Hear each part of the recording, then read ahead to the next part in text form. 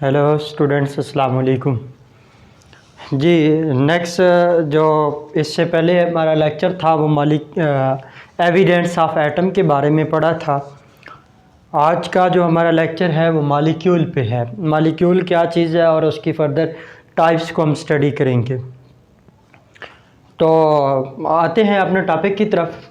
Molecule मैंने आपको पहले लेक्चर से ही बताता आ रहा हूँ कि मैंने एक ये लाइन लिखवाई थी, आपको याद होगा। मॉलिक्यूल्स को स्टार्ट करने से पहले इस लाइन को देखें। मैंने आपको बताया था कि जो सब एटॉमिक पार्टिकल्स हैं जिसमें इलेक्ट्रॉन्स हैं, प्रोटॉन है और न्यूट्रॉन है, या बाकी नहीं लिख रहे। वैसे तो मॉडर्न रिसर्च के मुताबिक कल के लेक्चर में हम देख चुके थे कि वो 100 फंडामेंटल पार्टिकल्स थे, लेकिन हम 100 टोटल पार्टिकल्स जो मॉडर्न रिसर्च है उसमें डिस्कवर हो चुके हैं, लेकिन हम टोटल पार्टिकल्स नहीं पढ़े, हम फंडामेंटल पार्टिकल्स पढ़े हैं। ये कंबाइंड होते हैं तो बनता है एटम, और एटम कंबाइंड होते हैं तो बनता है एलिमेंट, एलिमेंट्स कंबाइंड होते हैं तो बनता है मॉलिक्यूल्स या कंपाउंड, और वो मिलकर क्या बना देते हैं, सब्सटेंस या मैटर। अब मॉलिक्यूल को अगर आपने देखना है तो ये किसका स्मॉल पार्टिकल होगा। जरी बात है, एलिमेंट से तो ये बड़ा है, एटम से भी बड़ा है। इसका स्मॉलेस्ट पार्टिकल, ये क्या चीज़ मैंने लिखी है, इसके साथ एक और चीज़ एग्जिस्ट कर ले, वो क्या है, प्योर सब्सटेंस। वैसे सब्सटेंस होता ही प्योर है, लेकिन थोड़ा सा आपको समझाने के लिए कि इसको आपके मीनिंग्स को क्लियर करने के लिए कि जो भी मॉलिक्यूल होगा ये प्योर सब्सटेंस। अब मैं इसके अंदर थोड़ा सा फ़र्क बता दूं कि सब्सटेंस और प्योर सब्सटेंस और कोई और चीज़ है। जैसे मेरे पास ये वाटर है, ये सब्सटेंस है, इसके अंदर मैंने ये लेट्स सपोज मेरे पास एक बीकर था, मैंने इसमें वाटर ऐड किया और साथ साल्ट ऐड कर दिया। अब ये वाटर खालिस नहीं रहा, वाटर इम्प्योर हो गया है। अब जो आपका ये चीज़ बनी है इसको मैटर तो कहा जाएगा, लेकिन इसको सब्सटेंस नहीं कहा जाएगा, बल्कि ये क्या चीज़ बन गई है, मिक्सचर बन गई है। जब हम बात करते हैं ना सब्सटेंस की, तो वो एक प्योर केमिकल को कहा जाता है। तो अब आपको समझ आ गया होगा कि ये जो प्योर सब्सटेंस का जो स्मॉलेस्ट पार्ट है जो आज़ाद रह सकता है। एलिमेंट की बात हम करें तो कभी वो आज़ाद होता है, कभी नहीं होता, वो मॉलिक्यूल्स की फॉर्म में एग्जिस्ट करते हैं। तो हम इसकी तरफ आते हैं, आइए डेफिनेशंस की तरफ। मैंने लिखा है the smallest particle of, definition क्या बनती है मॉलिक्यूल की, the smallest particle of pure substance which can exist independently. जो आज़ादाना एग्जिस्टेंस जिसकी है उससे हम क्या बोलते हैं, मॉलिक्यूल्स। एग्जाम्पल्स की तरफ आए, लाइक वाटर है, ग्लूकोज है, सल्फ्यूरिक एसिड है, हाइड्रोजन है, या कोई और भी चीज़ आ सकती है। अब नंबर ऑफ एटम्स, अगली बात है atomicity, number of the atoms present in a molecule, उसको हम क्या बोलते हैं, एटॉमिसिटी। अब देखें, ये मेरे पास एक मॉलिक्यूल है जिसको मैंने वाटर लिखा। अब अगर यहाँ पे एलिमेंट्स की बात करें तो वाटर के अंदर एलिमेंट दो हैं। कौन सा, एक हाइड्रोजन एलिमेंट है, दूसरा ऑक्सीजन एलिमेंट है। एलिमेंट दो हैं। हम यहाँ पे बात कर रहे हैं एटम्स की, number of atoms in a molecule. तो इसमें एटम्स कितने हैं, हाइड्रोजन के 2 एटम हैं, ऑक्सीजन का 1 एटम है। टोटल एटम कितने बने, 3। तो यहाँ पे इसकी एटॉमिसिटी वाटर की कितनी बन रही है, 3। ग्लूकोज जो लिखा है, यहाँ पे एलिमेंट की बात करें तो एलिमेंट 3 है, कार्बन है, हाइड्रोजन है, ऑक्सीजन है। लेकिन इसकी एटॉमिसिटी की बात करें, नंबर ऑफ एटम्स, तो ये बनते हैं 24। यहाँ पे अगर हम एलिमेंट्स की बात करें तो आपको पता है एलिमेंट्स कितने हैं, हाइड्रोजन है, सल्फर है, ऑक्सीजन है। लेकिन यहाँ पे एटम्स कितने हैं, 2, 1, 3 और 4, 7। अब इसकी एटॉमिसिटी, वाटर की एटॉमिसिटी 3 है, number of atoms in a molecule इसकी कितनी है, 24। इसकी कितनी है, 7। और इसमें एलिमेंट भी एक है, जबकि एटम 2 है, तो इसकी एटॉमिसिटी क्या है, H2 की, वो 2 है। इस एटॉमिसिटी की बेस पे हमने फर्दर जो मॉलिक्यूल्स हैं उनको कुछ टाइप्स में डिवाइड किया है। नंबर 1 पे आते हैं। Mono atomic molecules. Mono atomic, mono का मतलब होता है एक, एटॉमिक जिसमें एक एटम होगा। मोनो एटॉमिक मॉलिक्यूल क्या होगा? ऐसे मॉलिक्यूल्स जिसमें सिर्फ एक एटम होगा। उसमें कौन सी चीज़ आ सकती है? नोबेल गैसेस आती हैं, हीलियम है, नियॉन है, आर्गॉन है, क्रिप्टॉन है, जीनॉन है। ये सारे मोनो एटॉमिक मॉलिक्यूल्स हैं क्योंकि इनमें एक ही एटम एग्जिस्ट करता है। डाई मीन टू, ये mono mean one, di mean two, यानी डाई एटॉमिक मॉलिक्यूल्स ऐसा मॉलिक्यूल जिसमें टू एटम्स होंगे। इनमें एटॉमिसिटी क्या होगी? टू होगी। एग्जाम्पल क्या है? H2, दो एटम। CO, एक कार्बन का एक ऑक्सीजन का, टू एटम्स। HCl, एक क्लोरीन एक हाइड्रोजन, टू एटम। तो ये डाई एटॉमिक। ट्राई का मतलब क्या होता है? थ्री। अब ये क्या है? ट्राई एटॉमिक मॉलिक्यूल्स क्या होंगे? ऐसे मॉलिक्यूल्स जिनमें तीन एटम्स होंगे, थ्री एटम्स होंगे। That types of the molecules contain three atoms. H2O, जिन्हें मैंने ऑलरेडी आपको बता दिया। ओजोन O3, कार्बन डाइऑक्साइड, दो एटम ऑक्सीजन के एक कार्बन का। नेक्स्ट है poly atomic. Poly atomic molecules को जब भी आपने स्टडी करना है तो इसकी मेन बात ये रखना है, इसमें टू भी हो सकते हैं और ग्रेटर देन टू, यानी ऐसे एटॉमिक मॉलिक्यूल्स जिनके अंदर एटम्स की जो तादाद है, नंबर ऑफ एटम्स हैं, वो मोर देन टू होंगे।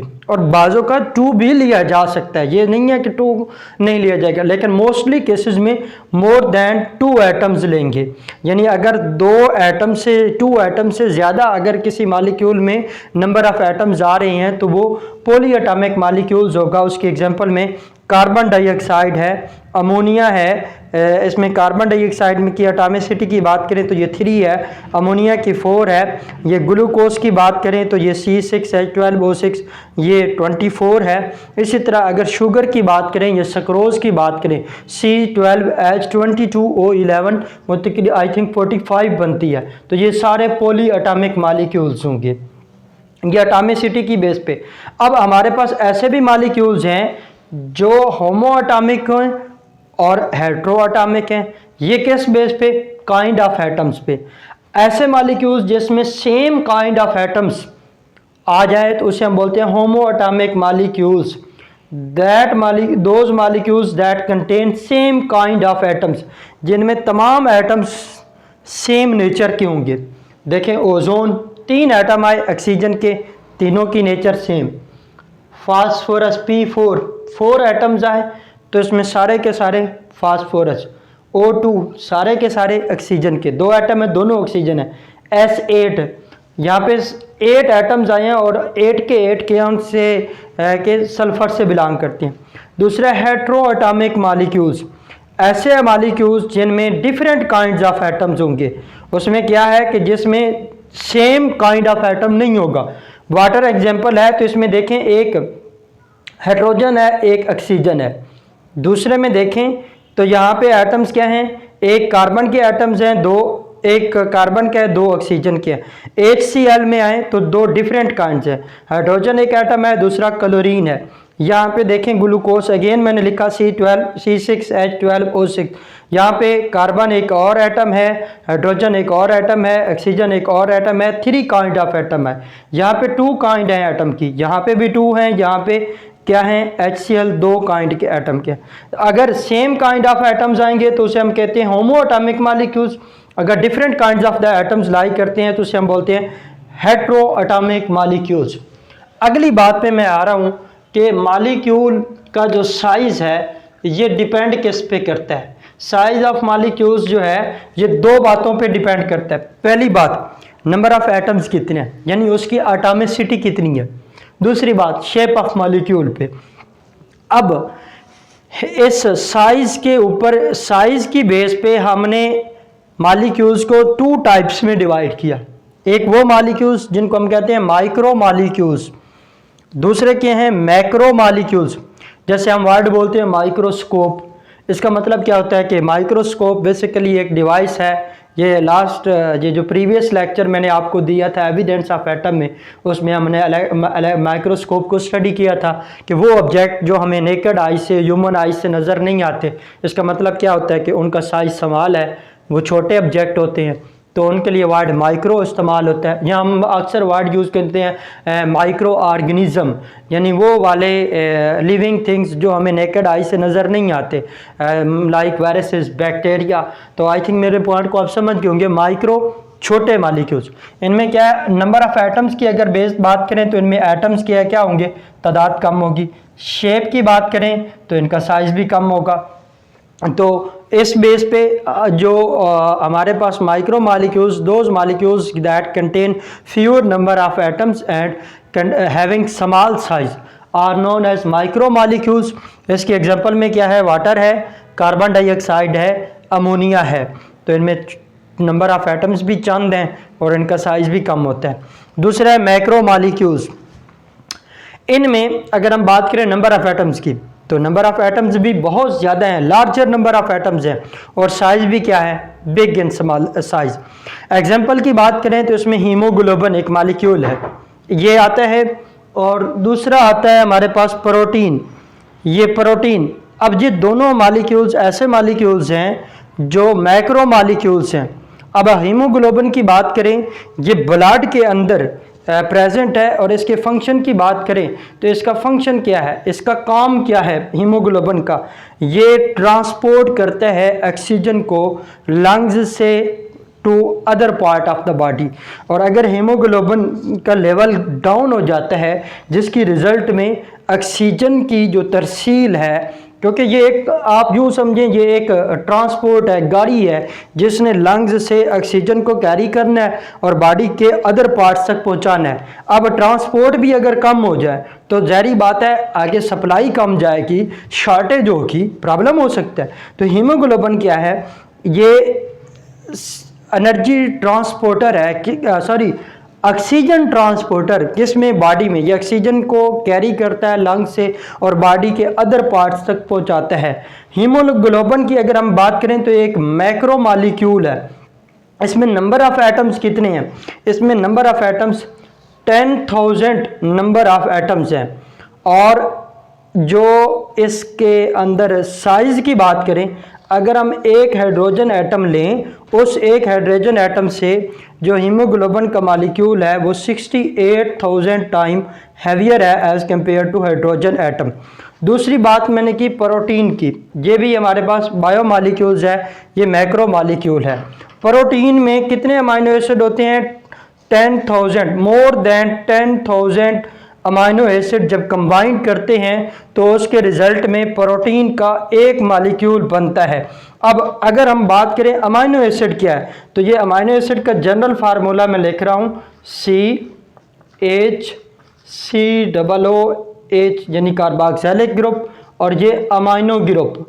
आपको पता है कि ये एक अमाइनो एसिड के अंदर, अब नंबर ऑफ एटम काउंट कर लो, कितने नंबर ऑफ एटम्स आ रहे हैं, और ये खुद कितना कम्प्लेक्स है, और फिर कितने इसमें अमाइनो एसिड कंबाइंड हो रहे हैं, मोर देन 10,000 पे भी नहीं अमाइनो उसको प्रोटीन का नाम दिया जाएगा।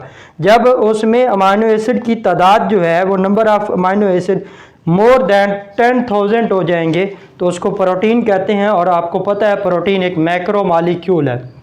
यहाँ पे क्वेश्चन की बात करें, बोर्ड के क्वेश्चन में नंबर 1 वो किसी भी मॉलिक्यूल की एटॉमिसिटी पूछ सकता है। नंबर 2 वो ये पूछ सकता है कि होमो atomic molecules and heteroatomic molecules में क्या डिफरेंस है, differentiate between homo atomic molecules and heteroatomic molecules. अगले बात पे on the basis of size of molecule discuss the types of molecules. तो फिर आप ये भी बता सकते हैं there are 2 types of the molecules, कौन सी, मैक्रो मॉलिक्यूल्स और माइक्रो मॉलिक्यूल्स। अब ये इसमें भी फ़र्क वो अक्सर पूछ लेता है, differentiate micro molecules and macro molecules. और अकेला भी ये क्वेश्चन पूछ लेता है, define macro molecule, give its example. ये सारे की सारी बात हमारी आज के लेक्चर मॉलिक्यूल्स के हवाले से थी। अगर आप लोगों को उम्मीद है आपको ये सारी बातें समझ आ गई होंगी, क्योंकि ये आप 9th क्लास में भी ये टॉपिक पढ़ाया जाता है और ये बड़ा आसान सा टॉपिक है, इसमें कोई मुश्किल बात नहीं है। अगर फिर भी कोई किसी बात की समझ ना आई हो, आप कमेंट कर सकते हैं, आपके नेक्स्ट लेक्चर में आपको उसके बारे में बताया जाएगा। ये आज के लेक्चर के हवाले से इतना ही था। वमा अलैना इल्लल बलागुल मुबीन।